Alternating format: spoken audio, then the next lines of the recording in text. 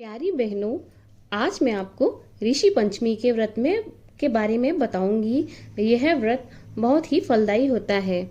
यह त्योहार भादों के महीने में पंचमी को मनाया जाता है। इस दिन सप्तऋषि की पूजा होती है। मंदिरों में कथा सुनाई जाती है। अगर मंदिर ना जा सको तो घर पर ही कथा सुनते हैं। एक थाली में खीरा, केला कपड़े में लपेट कर रख लेते हैं। पूजा के लिए समा के चावल रखते हैं। फूल, रोली, तुलसी, पंचामृत, फल रखकर सप्तऋषि की पूजा करते हैं। इस दिन व्रत रखते हैं, फलाहार खाते हैं। यह व्रत औरतें ही करती हैं। व्रत कुंवारी लड़कियां भी कर सकती हैं, लेकिन वह माहवारी शुरू होने से पहले ही इस व्रत को कर सकती हैं और पहले ही उद्यापन करना होता है, या फिर अपनी उम्र आने पर जब वो माहवारी से बंद हो जाएं तब करती हैं उद्यापन। समा के चावल, कूटू के आटे की बनी पूड़ी, पकौड़े, फल इस व्रत में खाए जाते हैं।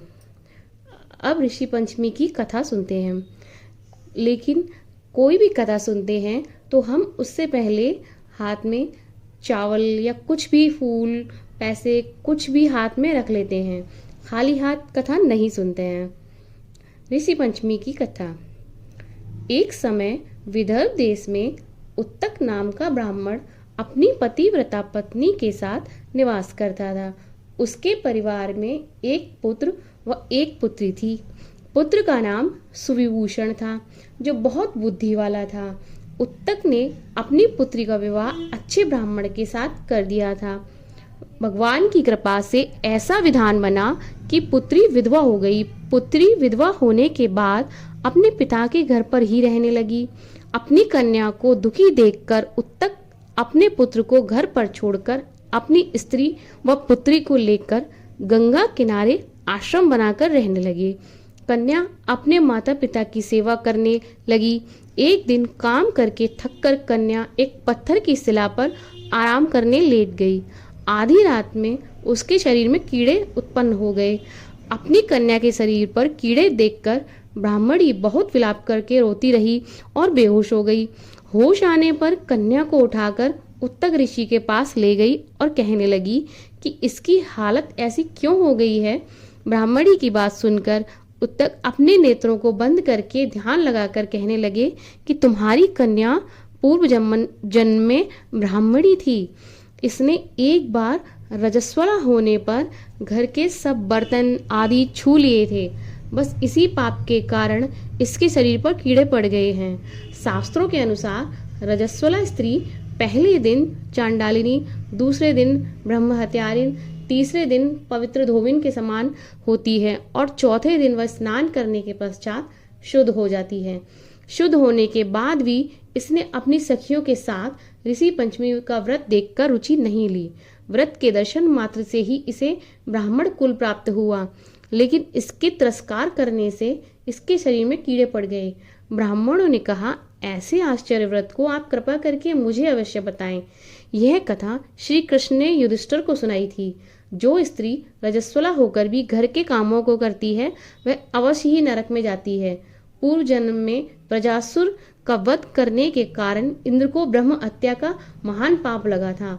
उस समय ब्रह्मा जी ने उस पर कृपा करके उस पाप को 4 स्थानों में बांट दिया था। पहला अग्नि की ज्वाला में, दूसरा नदियों की बरसाती जल में, तीसरा पर्वतों में, चौथा स्त्री के रज में विभाजित करके। उस पाप को शुद्धि के लिए ही हर स्त्री को ऋषि पंचमी का व्रत करना चाहिए। ऋषि पंचमी की कथाओं में एक कथा का और वर्णन है, आइए सुनते हैं।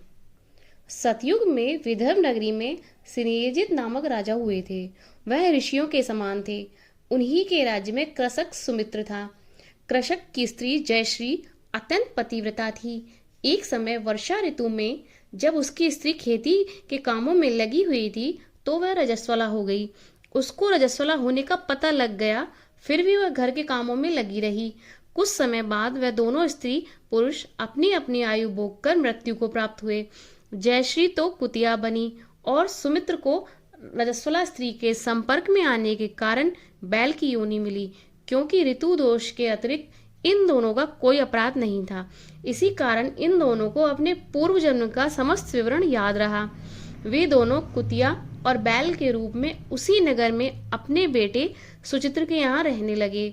धर्मात्मा सुचित्र अपने अतिथियों का पूर्ण सत्कार करता था। अपने पिता के श्राद्ध के दिन उसने अपने घर ब्राह्मणों को जिमाने के लिए नाना प्रकार के भोजन बनवाए। जब उसकी स्त्री किसी काम के लिए गई, रसोई में बाहर गई हुई थी, तो एक सर्प ने रसोई की खीर के बर्तन में विष वमन कर दिया। कुतिया के रूप में सुचित्र की माँ कुछ दूर से सब देख रही थी। पुत्र की बहू के आने पर उसने अपने पुत्र को ब्रह्म हत्या के पाप से बचाने के लिए उस बर्तन में मुंह डाल दिया। सुचित्र की पत्नी चंद्रवती से कुतिया का यह कृत्य देखा न गया और उसने चूल्हे में से जलती हुई आग निकालकर कुतिया के दे मारी। बेचारी कुतिया मार खाकर इधर उधर भागने लगी। चौके में जो झूठन आदि बची रहती थी वह सब सुचित्र की बहू उस कुतिया को डाल देती थी, लेकिन क्रोध के कारण उसने वह भी नहीं दिया। सब खाने का सामान फिकवा कर बर्तन साफ करा के दोबारा खाना बनाकर ब्राह्मणों को खिलाया। रात्रि के समय भूख से व्याकुल होकर वह कुतिया बैल के रूप में रह रहे अपने पूर्व पति के पास आकर बोली, हे स्वामी, आज तो भूख से मरी जा रही हूँ। वैसे तो मेरा पुत्र मुझे रोज खाने को देता था, लेकिन आज मुझे कुछ नहीं मिला।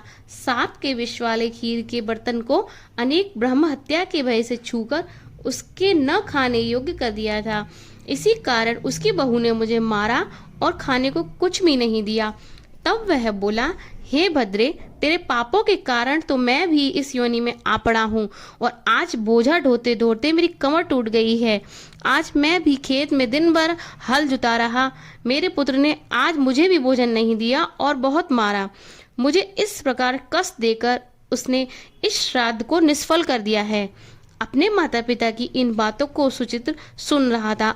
उसने उसी समय दोनों को भर पेट भोजन कराया और फिर उनके दुख से दुखी होकर वन की ओर चला गया। वन में जाकर ऋषियों से पूछा कि मेरे माता पिता किन कर्मों के कारण इन योनियों को प्राप्त हुए हैं और अब किस प्रकार से इनको छुटकारा मिल सकता है। तब सर्वतमा ऋषि बोले, तुम इसकी मुक्ति के लिए पत्नी सहित ऋषि पंचमी का व्रत धारण करो तथा उसका फल अपने माता पिता को दो। भादो महीने की शुक्ल पंचमी को शुद्ध करके मध्याह्न में नदी के पवित्र जल में स्नान करना और नए रेशमी कपड़े पहनकर अरुंधति सहित सप्तऋषियों का पूजन करना। इतना सुनकर सुचित्र अपने घर लौट आया और अपनी पत्नी सहित विधि विधान से पूजन किया। उसके पुण्य से माता पिता दोनों पशु योनियों से छूट गए। इसलिए जो भी स्त्री श्रद्धा पूर्वक ऋषि पंचमी का व्रत करती है वह समस्त संसारिक सुखों को भोग कर वैकुंठ की प्राप्ति करती है। प्लीज़ मेरे चैनल को लाइक और शेयर और सब्सक्राइब करें प्लीज़।